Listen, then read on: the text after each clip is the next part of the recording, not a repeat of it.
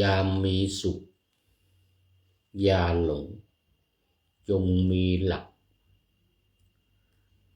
ยามทุกข์หนักอย่าท้อใจให้หมองสีมีสุขบ้างทุกข์บ้างอย่างละที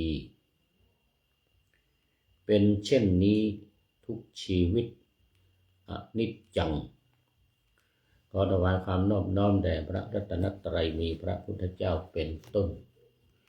ขอถวายความเคารพพระมหาเถระพระเถรานุเถระเจ้าคณะพระสังฆาธิการทั่วโลกมีพระเดชพระคุณพระธรรมเสนาบดีเจ้าคณะภาค7วัดพระธาตุวสุเทพเป็นต้นและขออำนวยพรแด่ท่านผู้ฟังท่านผู้ชมสาธุชนพุทธบริษัททั้งหลายวันนี้รายการ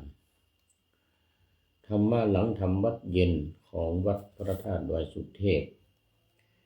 ออกอากาศทางสถานีวิทยุพระพุทธศาสนาแห่งชาติและจริยธรรมวัดพระธาตุดอยสุเทพระบบ FM 96 เมกะเฮิรตซ์มีพ่อครูวรรลบนามวงศ์พรหมเป็นผู้อำนวยการ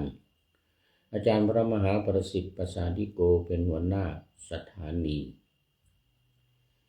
และอัตมาภาพพระครูปริยัติยานุศาสตร์เป็นผู้บรรยายเป็นประจำทุกวันเวลา 18:40 นาทีถึง 19:10 นาทีวันนี้ก็บันทึกเสียงล่วงหน้ามา40 นาที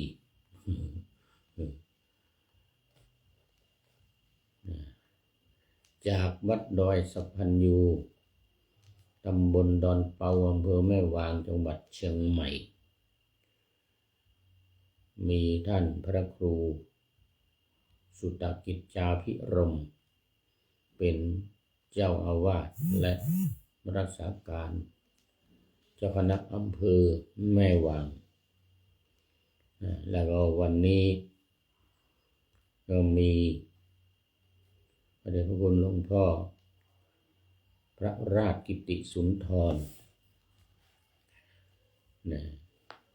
ประธานโครงการอบรมบาลีก่อนสอบตอนนี้ขอต้อนรับท่านแจ็คเชืองหลวงพี่แจ็คเชืองจากฮ่องกงจากฮ่องกงวันนี้มาเป็นอันดับแรกเลยจากฮ่องกงหลังจากไม่ได้มาหลายวันนะมาพร้อมด้วยกระพุ่มมือ3กระพุ่มมือสาธุสาธุสาธุแล้วก็ตามมาด้วยท่านพระครูวินัยธรสมเจตสมจิตโตโอ้โหนี่เอฟซีเก่าแก่วัดถ้ำพระธาตุลพบุรีจังหวัดลพบุรีอำเภอธาตุตูมนี่ยังไงนี่นะสาธุฝากความคิดถึงฝากความคิดถึงโยมยายแล้วก็โยมพี่จุ๋มด้วยเด้อสาธุไม่ได้เข้ามานานแล้วตอนนี้ก็ขอต้อนรับท่านหลวงพี่เจียมหลวงพี่แจ็คเชืองบอกว่าสาธุนะแล้วพระครูวินัยธรบอกว่ากราบนมัสการครับนะขอบคุณครับขอบคุณมากวันนี้ FC เก่าฟื้นหน้าฟื้นตาขึ้นมาแล้วก็มีมาทุกวันแหละทั้งใหม่ทั้งเก่านี่รู้สึกจะหลายเดือนแล้วนะนี่ท่านพระครูสมเจตเนี่ยนะสมจิตโตเนี่ยนานมาแล้วเป็น10 ปีมาแล้วเนี่ยไม่ได้ไปลพบุรีเนี่ยนะไม่ได้ไปลพบุรีตั้งแต่ไปงานวัดพระธาตุ นะโอ้ฉลองพระพุทธรูปองค์ใหญ่ฉลองพุทธรูปองค์ใหญ่ที่วัดพระธาตุอีกวัดหนึ่งอันนี้วัดพระธาตุลพบุรีอันนั้นพระธาตุจันอะไรสักอย่างหนึ่ง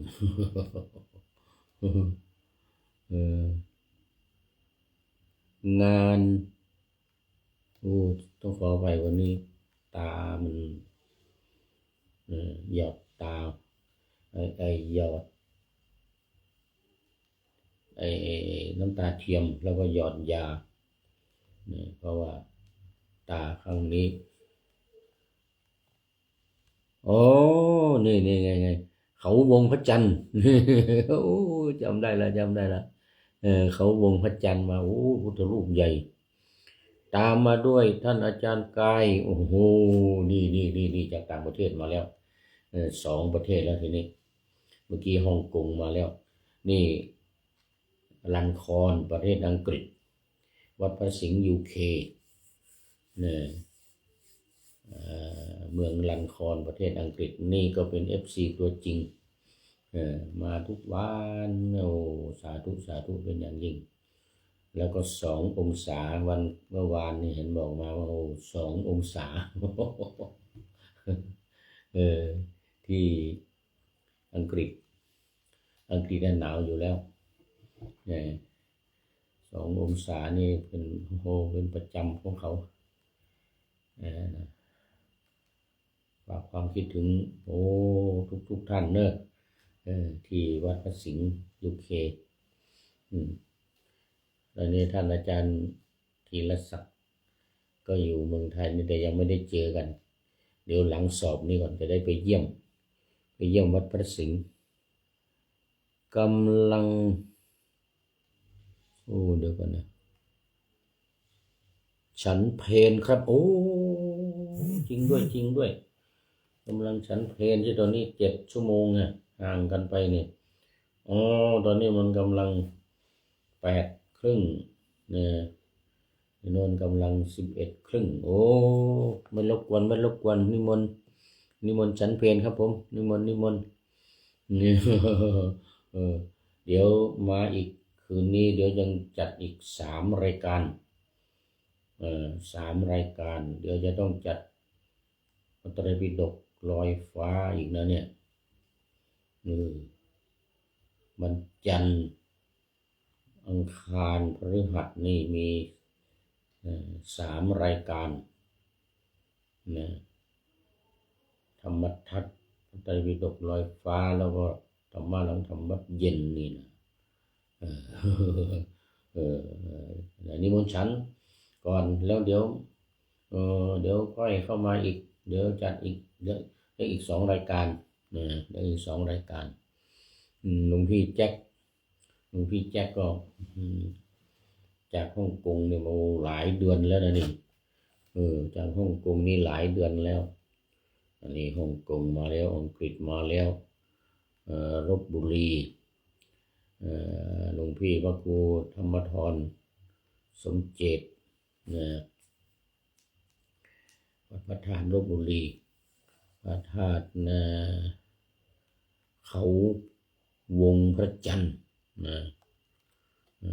พระธาตุเขาวงพระจันทร์ขึ้นไปบนดอยโอ้ขึ้นไปบนดอยสูงเขาวงพระจันทร์นี่นะมีพุทธรูปอยู่บนดอยนู่นเดี๋ยวมีเวลาจะไปแวะเยี่ยมธาตุตูมบ้านยมยายแล้วก็เป็นนอนวัดพระธาตุลพบุรีสักคืน2 คืน ไปแวะนอนวัดพระธาตุลพบุรีสักคืน2 คืนถ้าไปเดี๋ยวจะแจ้งบอกโทรบอกให้เอารถมารับที่ท่าตูมรถมารับที่ท่าตูมเป็นนอนพระธาตุลพบุรีหรือไม่ก็เขาวงพระจันทร์ เอาละตัวนี้เข้ามาสู่เนื้อหาสาระของธรรมะ ยังอยู่ในเรื่องเดิมนี่นะยังอยู่ในเรื่องเดิมว่าวิปัสสนาอารมณ์ของวิปัสสนาข้อที่หนึ่งหมวดที่หนึ่งคือรูปแล้วก็หมวดที่หนึ่งนี่ก็ขันธ์ห้าเวทนาสัญญาสังขารวิญญาณเนี่ย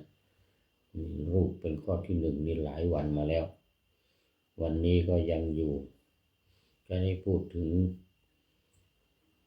รูปแปดรูปสิบวันนี้นะเป็นอุปาทายรูปเป็นรูปอาศัยก็อยู่ใน28นี่แหละอยู่ในรูป28แต่ว่ามันจะเป็นกลุ่มเขาเรียกว่าวินิพโภครูปนะวินิพโภครูปมาวันนี้จะได้พูดถึงเรื่องของวินิพโภครูปรูปที่ไม่เป็นไปนะรูปที่ไม่เป็นไปตาม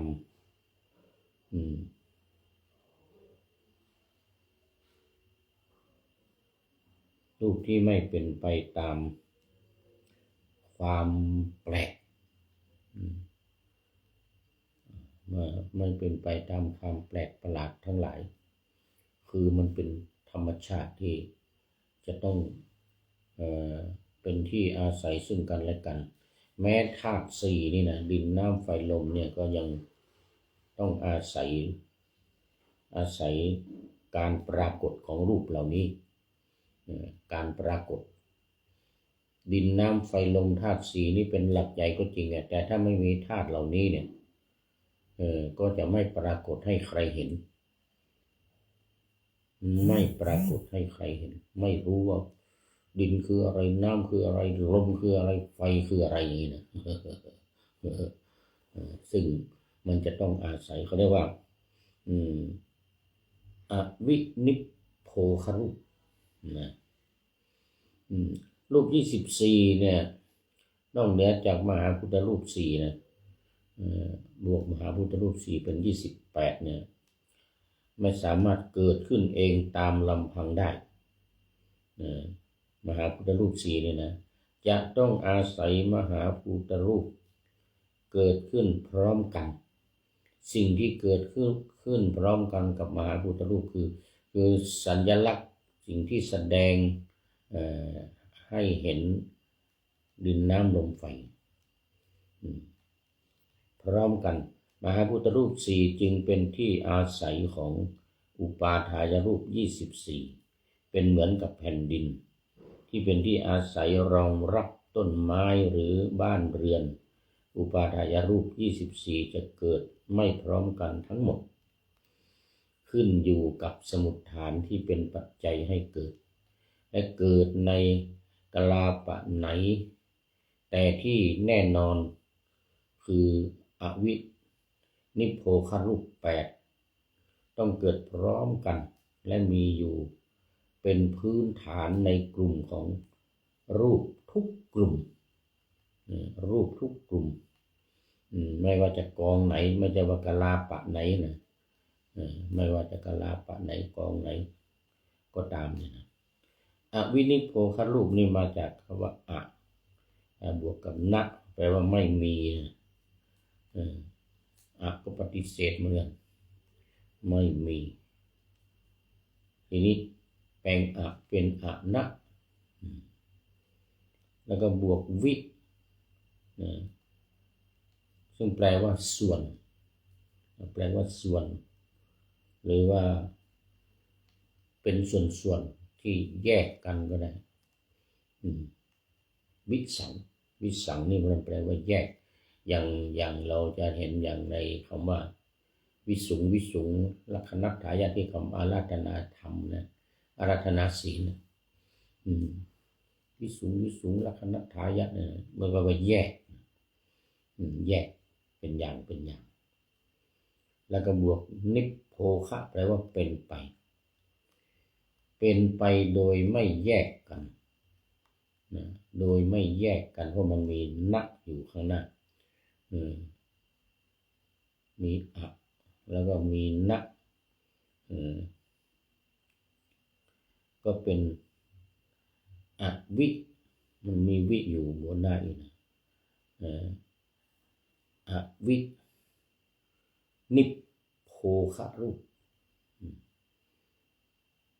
อวินิพโพคะรูปนิพโพคะนี่แปลเป็นไปเป็นไป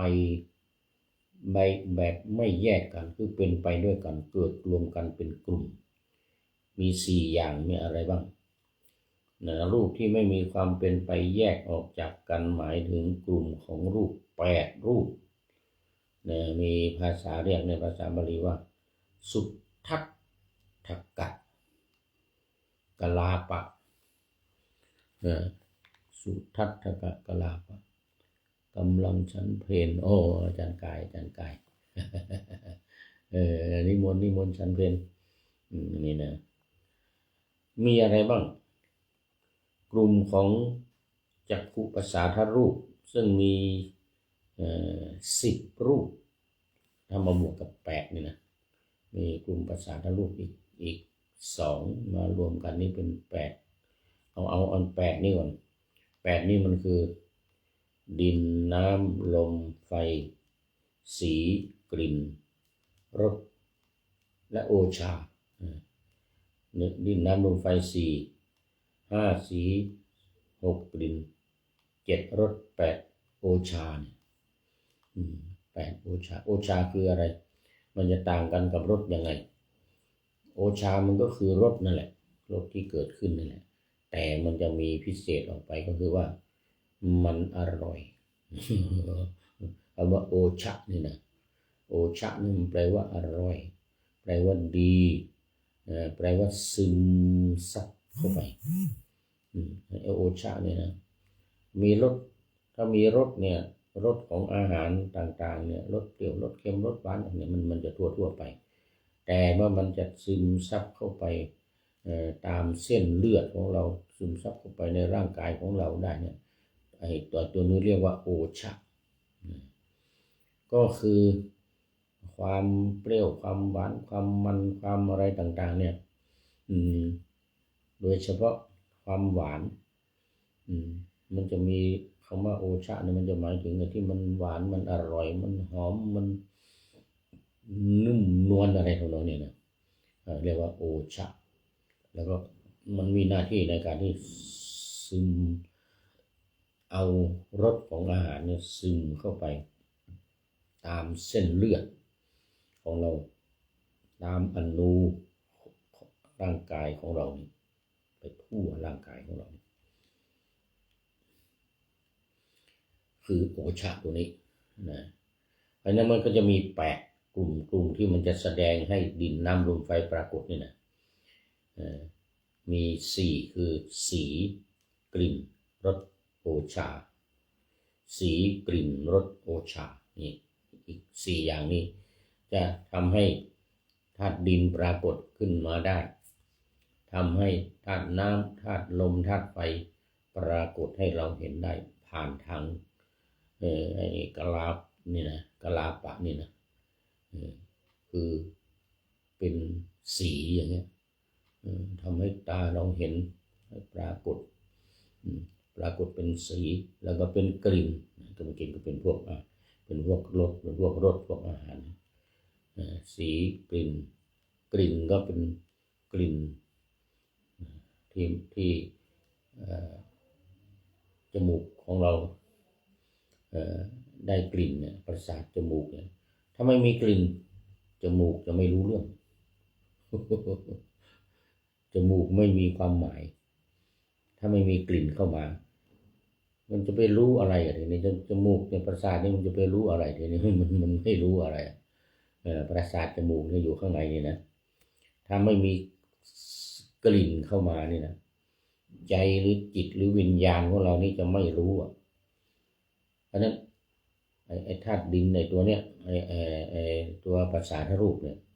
ไอ้ตัวประสาทรูปเนี่ยก็จะไม่ ไม่ส่งผ่านให้ใจรู้หรือวิญญาณเนี่ยที่เกิดที่เราเรียกว่าวิญญาณเนี่ยตัวรู้มันจะผ่านทางประสาทจมูกเนี่ยโดยรับรู้กลิ่นเมื่อมีกลิ่นเข้ามากระทบเพราะฉะนั้นสีมันจะผ่านทางตาเลยจะเห็นสีขาวสีแดงสีเหลืองสีอะไรต่างๆเลยเนี่ยมันจะปรากฏได้นะมันต้องอาศัยสีพวกนี้กลิ่นรสอาหารเนี่ยถ้าไม่มีรสแล้วก็ไม่มีโอชานี่นะในร่างกายของเรานี่มันก็ไม่รู้เรื่องไม่มีผลอะไรถ้าไม่มีรสของอาหารแล้วก็โอชานำเข้าไปซึมซาบเข้าไปนี่มันเป็นอย่างนั้นในเรื่องของเรื่องมัน เพราะฉะนั้นมันกลุ่มเนี่ยไอ้8 กลุ่มในเขาเรียกว่าอวินิพโภคะรูปเนี่ยนะรูปที่เป็นไปรวมกันเป็นไปด้วยกันไปไหนไปกันเลือดสุพรรณของเรานี่นี่นะ เป็นประเภทเลือดสุพรรณ ไปไหนไปกันห่างกันไม่ได้ต้องรวมกันอยู่ไอ้8 อย่างเนี่ยดินน้ำไฟลมสีกลิ่นรสแล้วก็โอชานี่4 อย่างนี้เป็นลักษณะที่สำคัญเป็นกลุ่มที่สำคัญแยกกันไม่ได้ไปด้วยกันเป็นอวินิพโภคะตอนนี้ท่านพระครูประหลัดสมเจตบอกว่าครับผมเหมือนกันนะ ครับผมนี่เนี่ยบอกว่าเรื่องของกรรมฐานนี่ท่านพระครูประหลัดสมเจตนี่เก่งเรื่องกรรมฐานนี่นะทั้งสมถะและวิปัสสนาเป็นสำนักปฏิบัติธรรมวัดพระธาตุลพบุรีโดยเฉพาะก็นุ่นเขาวงพระจันทร์เขาวงพระจันทร์ขึ้นไปเงียบสงบเป็นที่ปฏิบัติธรรม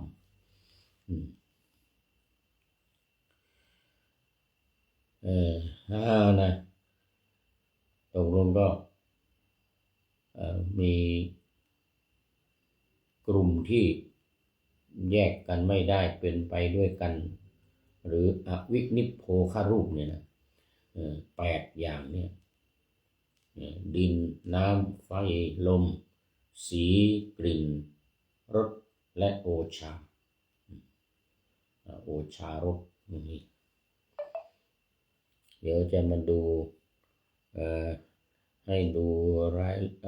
รายละเอียดเกี่ยวกับโอชานี่หน่อยก่อนตามที่มาในอภิธรรมมาในอภิธรรมเลยนะนี่โอชาที่มาในอภิธรรมหรือบางทีถ้าเป็นอาหารเราเรียกว่าโอชารสโอชาสีโอชากลิ่นโอชารส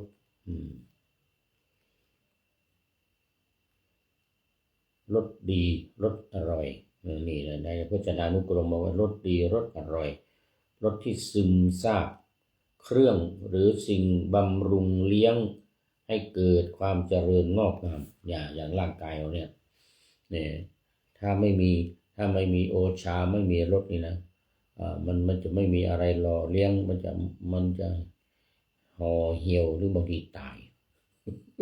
มันคิดตายไปเลยเหี่ยวแห้งไม่ชุ่มชื่นไม่เบิกบานไม่ชุ่มชื่นไม่เบิกบานนี่เพราะว่าคำว่าโอชาเนี่ยแปลว่ามีรสดีอร่อย แต่มันไม่ใช่รสดีที่ใส่แกงนะอันนั้นไอ้นั่นมาประกอบกับมาปรุงทีหลังมีแต่อายิโนโมโตะผสมกับแป้งอันนั้นรสดีอร่อยน่ากินหรือหมายถึงเครื่องบำรุงเลี้ยงให้เกิดความเจริญงอกงามซึ่งมาจากภาษาบาลีว่าโอชะหมายถึงสิ่งที่ให้กำลังนะหรือรสที่ซึมซาบนะรสที่ซึมซาบเป็นนี้ความหมายในแง่มุมต่างๆของคำว่าโอชานี่ก็คือด้านรสชาติเนี่ยมันเป็นคุณค่าของอาหารแสดงในแสดงถึงธาตุดินเนี่ยที่เป็นอาหารที่เรากินกันเนี่ยนะให้ปรากฏเนี่ยถ้าไม่มีโอชะหรือโอชาเนี่ยนะอาหารเราก็ไม่รู้เรื่องคนทั้งหลายไม่รู้เรื่องให้พูดให้ใครฟังก็ไม่รู้เรื่องนี่นะมันต้องอาศัยโอชะในแง่มุมที่ว่าด้านรสชาติอร่อยมีรสดีถูกปากเช่นอาหารมื้อนี้โอชาเหลือเกินอย่างนี้นะด้านโภชนาการอันนี้เป็นคำนามสารอาหารที่ซึมซาบเข้าหล่อเลี้ยงร่างกายนี่โอชานี่นะเครื่องบำรุงกำลังยอดของธาตุที่ให้ความสดชื่นมักใช้ในทางธรรมหรือการแพทย์โบราณนี่แพทย์โบราณในภาษาญี่ปุ่นคำว่าโอชะเนี่ยแปลว่าชาเครื่องดื่มชาที่เราชงน้ำอันนี้ภาษาญี่ปุ่นนะก็จะหมายถึงชานี่นะซึ่งต่างจากความหมายในภาษาไทยดังนั้นเมื่อพูดถึงโอชาในภาษาไทยมักจะหมายถึงความอร่อยหรืออาหารที่ให้คุณค่าทางโภชนาการนั่นเองอันนี้เป็นความหมายที่ให้ไว้โอ้ตอนนี้ขอต้อนรับพระเดชพระคุณหลวงพ่อสุทธิสงึมรำพร้อมกับหัวใจใสๆแฮปปี้เบิร์ธเดย์Good morning Good evening นี่หลวงพ่อมีภาษาอังกฤษมาด้วยประจำมีภาษาอังกฤษมาด้วยประจำโอ้พร้อมกับกดไลค์ตุ้มตำดีใจวันนี้หลวงพ่อมาทีหลังทุกทีจะมาตอนไก่ไม่โหสุริโยไม่จับขอบฟ้าหลวงพ่อเข้ามาแล้ว